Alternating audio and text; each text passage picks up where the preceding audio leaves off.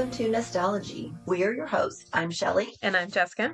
And today, with my squeaky voice, we are going to be talking about winterizing your home. Luckily, I'll be doing most of the talking. Yes, I know. I'm sorry, guys. Allergies in Texas. I feel totally fine, but I got my sexy veteran voice going on today. Yeah, sounds real sexy. Doesn't it sound sexy? Woo. Okay. So winterizing your home. Now, you know what's funny, Jessica, is since we've been doing this podcast, it's like I have learned so much personally about my home and home care and roofs and I mean all kinds of stuff. So this has been of great value to me as well. So Awesome. I'm really super excited about this one because I don't know anything about it at all. So I'm going to be taking notes during our own podcast so that I can learn how to winterize my home. Where shall we start? Good. Well, I mean, I guess the first thing is your sprinkler system. That's an area that always has a lot of damage. Just it's outside, exposed to the elements a lot more. So drip irrigation, especially because those are so close to the surface that I see drip irrigation. They're the lines that you have like in your flower bed or maybe between like the sidewalk and the street. Like Shelley's the giving underground me, one? yeah, Yeah, I she's know. giving I'm me a like- strange look. I'm like, I don't know what you're talking about. That tubing, you're Yeah, going to yeah, have yeah. it I have rupture. those You in probably the had that. front. Yes. So those are very susceptible. So the best thing to do is to winterize your sprinkler system, meaning you're going to drain it of all the water. So What? now you can hire someone, Shelley. You can hire someone. Thank you, because I'm like, Call an what irrigation are you company. talking about? How do I? What you would do is you shut off the water to the sprinkler system, and then you're going to drain the water out. You Is run that going it. to be the whole house that turns on? No, you should have a separate. So there's different Jessica, sections you're of. so smart. I'm sorry. Like, you Well, just know I've so sat- many things. Well, I've done a lot myself, like YouTube teaching me, but I mean, I sit through inspections and repair negotiations so often that I learn a lot along the way. But you'll have water shutoffs just like you do for like, you have one behind each of your toilets, you have one under each sink. So if you ever have like Really? a toilet, yes, I'll show you after we're done.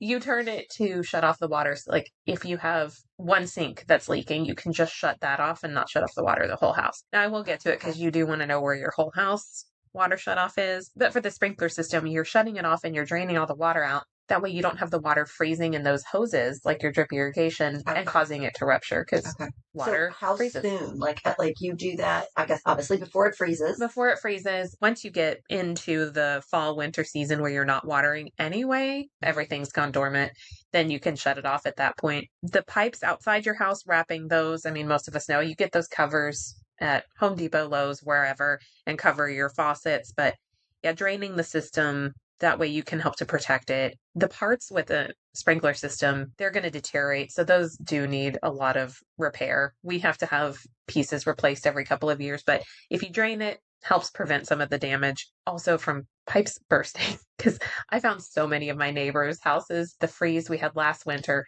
we were taking walks with the kids and the dog, and I kept seeing water pouring down from people's side yards. Oh my gosh. They didn't realize that the mechanisms for their sprinkler system had You were knocking busted. on people's doors, weren't you? To let We them did. know. We ended up just taking the key that you use to shut off the water, and if they weren't home, we were shutting off their water for them because, That is I mean, it's just amazing. gushing down into the road. And You should always have an amazing real estate agent neighbor. that knows how to shut off your water. Yes. Yeah, I finally did learn, I've had a lot of plumbing issues Yes. at my house, and I finally did learn how to do it. But honestly, I can't do it because it's gross. And it scares me. I told you the one neighbor, the water was pouring down and the box where the water shutoff is by the road was downhill from that. So it was filling with water and it was freezing.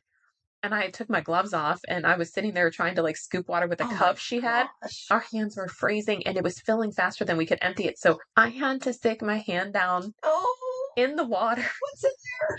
And it's murky, muddy water, so you can't see. That is the most unnerving thing, to stick your hand into muddy water. Yeah, I guess the only To saving try and grace feel is that. that it's freezing cold water, so the snakes wouldn't be in Right. there. Or the spiders, right? Because they would be somewhere else, Yes. is my guess. Yeah, that's, like I said, I do have some of that in here too with what to do if you have a pipe burst and how to shut off your water. So we'll get to that one. Another thing to do is insulate your doors and windows.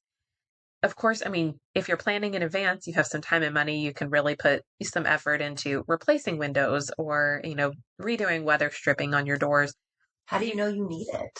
well, if you have like older windows and you have a draft, some houses, I mean, you can sit in front of the window, you can feel the my cold air gosh. coming through, like blowing. You can Wow. feel the wind come through.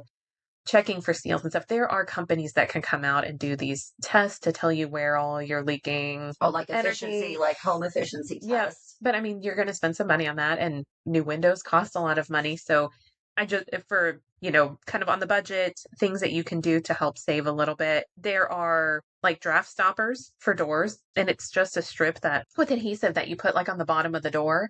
So if you do have a little gap underneath, they're like $10 on And you put Amazon. it on yourself? This would be Yep. like on an exterior door.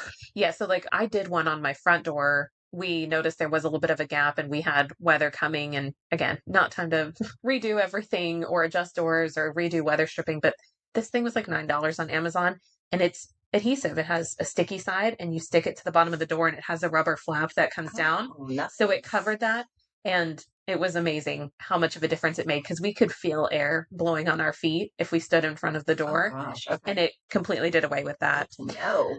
There's also like window insulation film. Now, I haven't experienced that. Our windows aren't that old, so we're not struggling there yet. But they're supposed to help insulate the window. So it's a film you put over On the inside of the on window? the inside. Insulation film. Yes. Huh. Okay. So, I mean, you can Is it also, clear? yes. So the other thing, I mean, you can just keep, if there is really bad weather and extremely low temperatures, keep your blinds and curtains closed because it does just add a little bit of barrier. Like I said, some of these you can feel the wind coming through. So the more barrier you add between the window and you, the better. That makes sense. The furnace, so your heater. Now, as long as we have power, you'll have your heater, but we want to make sure that it doesn't go out on you. We lose power quite often in Texas. That's fine. So, but while the power's on, you want your heater to work. And how often we hear of that people, when it's 100 degrees, lose their AC, or in the winter, it's the coldest day and that's when their heater goes out. So before you get into the really cold weather, have your AC serviced. You should be doing that every 6 months, spring and fall. I actually do that. Good job. Thank you. I'm so proud of you. Thank you. It keeps the system working well. They can catch any potential issues. Just take care of your AC. It's one of the most expensive pieces of equipment you have in your house. So take care of it and make sure that it will last you through the winter. Yeah, so if it's every 6 months, do you have like the heater checked, one time and then the AC the other? Yep. So like in the fall. Spring and fall. Yep. Spring and fall. So in the fall, this is the time to be doing that. And actually, I need to have mine out. I did my condo. I haven't done my own house. Yeah, I haven't done that either. Only because I literally still ran the AC this week. Oh, so I know. I wasn't thinking about the heater yet. We were still in summer clothes this week. So we're finally into winter now. So winter for Texas. Winter for Texas. It's 60 something right now. So that's, if you're listening up north, don't. Well, Carrie, I know you're probably listening, and I know you're freezing. You're freezing. You're freezing. And we're saying, oh, it's winter here. But no, we actually She's do laughing have at us. ice storms. Carrie, thank you for listening to us. You're so sweet. We so appreciate you. She was just texting us yesterday. So also make sure you are continuing part of just regular maintenance, but swap out your air filters and put in the right size air filter. You wouldn't believe what we saw the other day on an inspection. The newer ACs now will have the wider air filters that are 4-inch wide instead of 1-inch. I have those. Someone had crammed 4 1-inch ones all together. Oh, get out. It was so bad. Oh, the inspector was taking pictures of it, texting it to AC guys that he knows. He got a kick out of that. Don't do that. Get the proper size. Yeah, yeah. And put it in the right way. Yes. There are arrows. I learned this. Oh, good job. See? My AC guy was like, hey, I think this was put in like the wrong way. And I was like, I thought you were joking. No, I actually did this. I was like, I'm so proud of myself changing, in the summertime, the AC is running nonstop. So I change it once a month and it's dirty and it needs to be. But anyway, I had the service guy come out and he checked and he's like, did you put in this last one? I was like, well, yeah. And I'm all proud of myself. And he's like, well, the arrows were facing the wrong way. And I'm like, I'm looking at this thing going, does it really matter? Well, it does. Apparently it does. So I learned. So he put it in and I said, okay, the next time I'm going to take a picture of it when I go up and change it again and make sure I put it with the arrows facing the right way. I was all proud. I'm learning. I'm trying. You are. The next area to take care of is roof and gutter. So have your roof checked. I mean, this is something you should do periodically, at least, I would say once a year, have someone out, but mostly like after we go through big storms. So after the spring, have it looked at, make sure you don't have any damage or missing. Season. Yeah, hail season here. So any damage, missing shingles, things, just get the roof tidied up so you don't have any issues there. But you also want to clear out your gutters because have you not done that? Not in 7 years. Well, you do have some bigger trees now.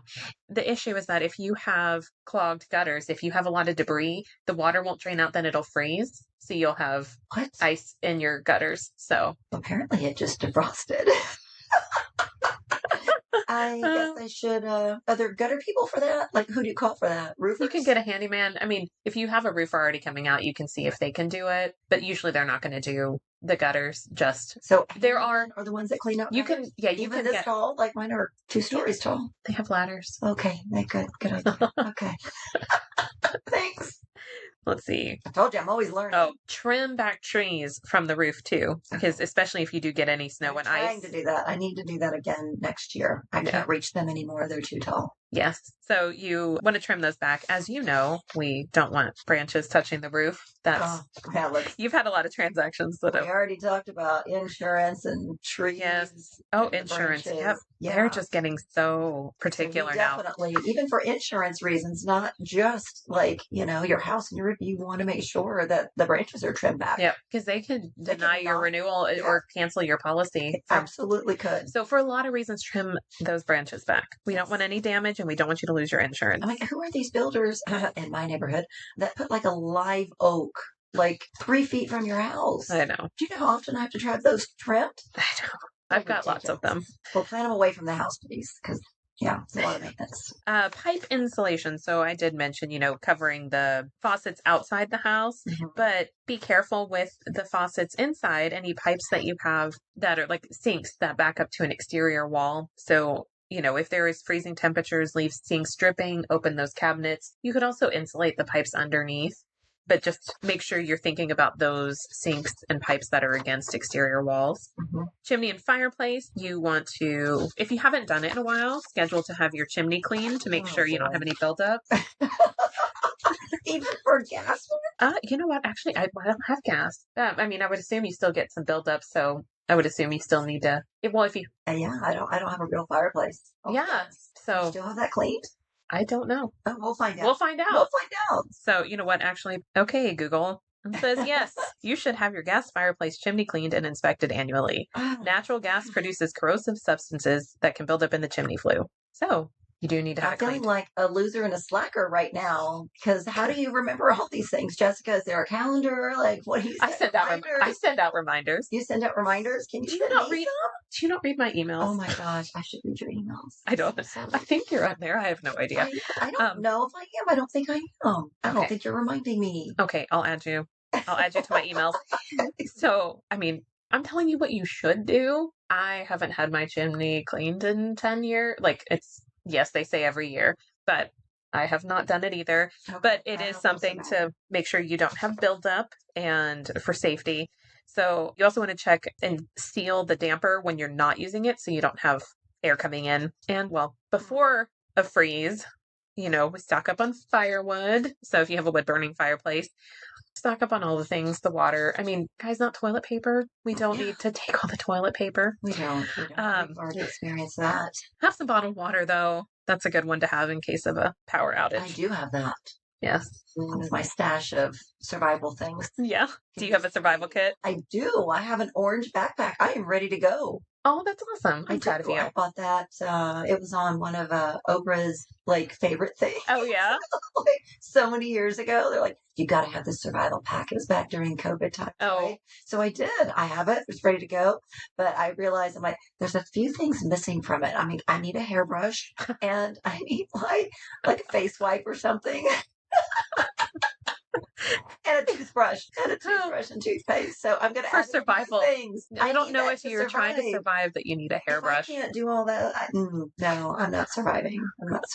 There's a disaster happening and Shelly's brushing her hair. I just, well, do you see this? This is be a disaster if I didn't have a brush.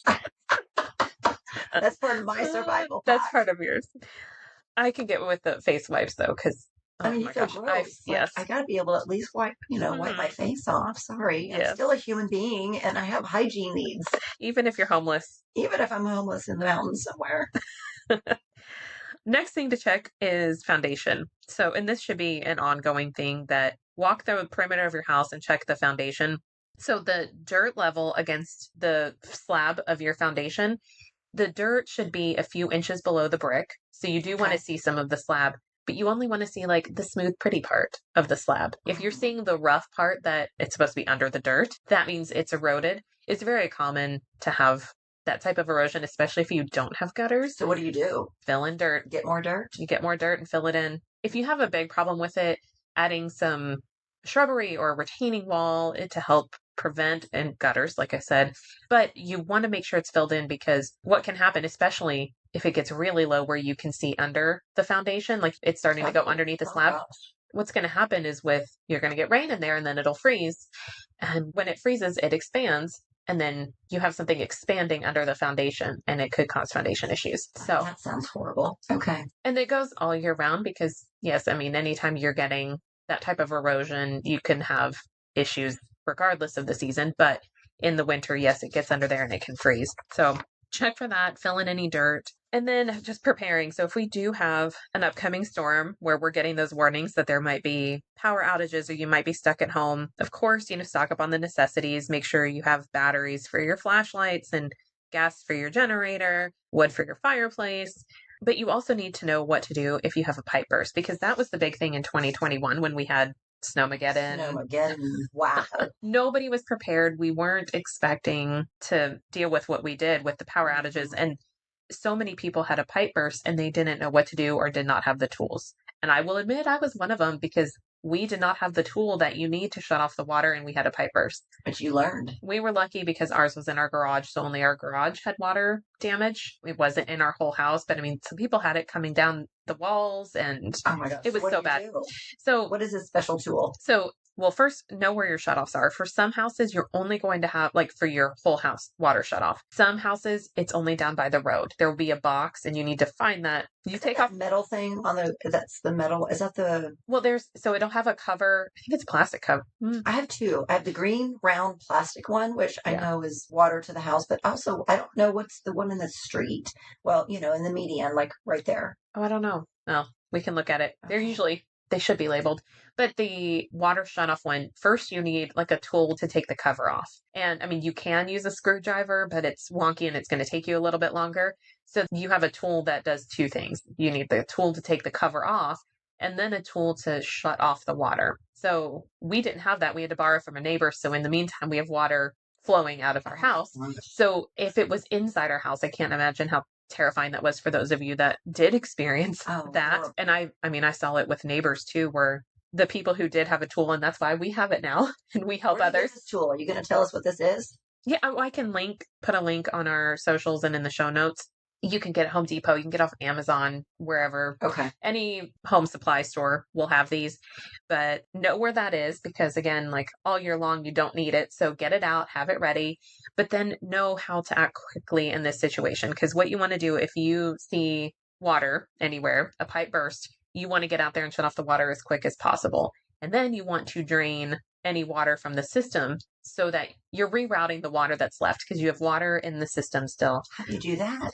Open other faucets. And it's a great opportunity because plug all your bathtubs and turn on the faucets. Okay. Full blast. It's going to get some of that water out in other areas, so less entering the house through the pipe that burst. But you can use that water that's in the bathtub to flush toilets until you get the pipe fixed. You can fill pitchers with your kitchen sinks and bathroom sinks, fill cups and stuff. That way you have drinkable water, because once you shut it off, you're not going to have any more access to water. So especially if no showers. We didn't have water for a couple of days because the roads were too bad. So we couldn't get a plumber out, and they had a billion calls. Oh, yeah. So you may be without water for a little bit. Mm-hmm. So like I said, take advantage of that, fill up, put a pitcher in each sink and start filling those up. So it's, like I said, keeping less water from coming through the pipe that burst, but you're also getting to save some of the water so you have something to drink and flush toilets with. Good info, because I tell you, these Texas winters, people think that, we're kind of wimpy here, but those ice storms really can just kick your ass. They can. Well, then we don't have the tools. We don't have the salt trucks for the roads. We don't have... The houses aren't built for this. That's why everybody had pipes burst, because our houses aren't built to handle these temperatures. So when it was negative temps out and we had icy roads, we were all shit out of luck. Oh, I know. So, And I am on a hospital grid. yeah. So thankfully I haven't been, I haven't lost power, and Yeah. I didn't have, any pipes burst. But what I did have happen was my hot water heater is on an exterior wall.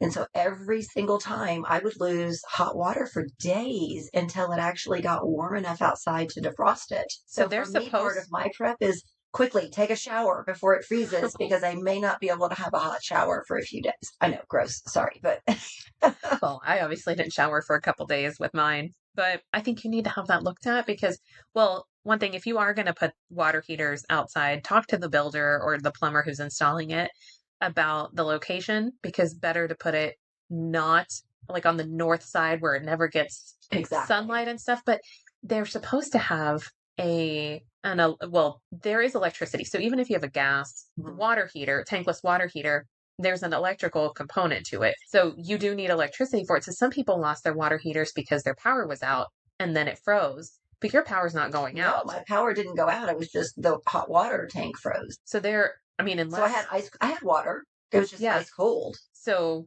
you may want to have a plumber out to look at it because... Good idea. Yeah. They're supposed to have an electrical component to it that keeps it from freezing. So it's keeping it from that happening because you still have electricity to it. So I don't think that's an electrical issue. I wonder if like the heating element that keeps it from freezing is out. Because that was the problem. Like I said, people who lost theirs because they froze and then didn't work anymore.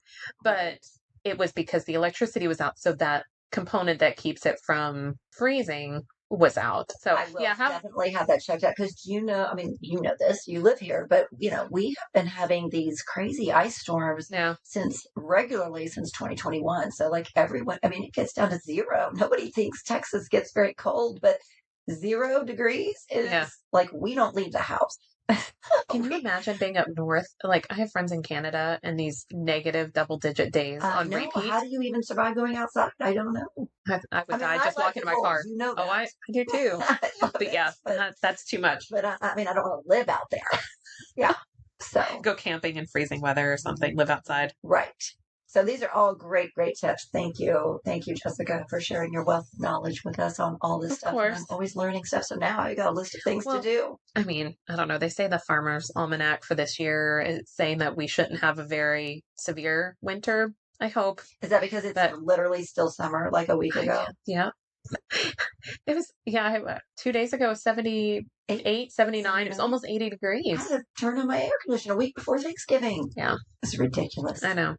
But it should keep it more mild. So hopefully we don't have any freezes or power outages, but it's better to be prepared. Absolutely. Absolutely. Well, I'll link some of the things that I talked about for like weather stripping and the tool you need to shut off water so you can get all the supplies you need. So I'll put those in our show notes and on our social media channels. You can find us on Facebook and Instagram at Nestology Podcast. Thank you for joining us, where we hope you make the best of your nest. Bye. Bye.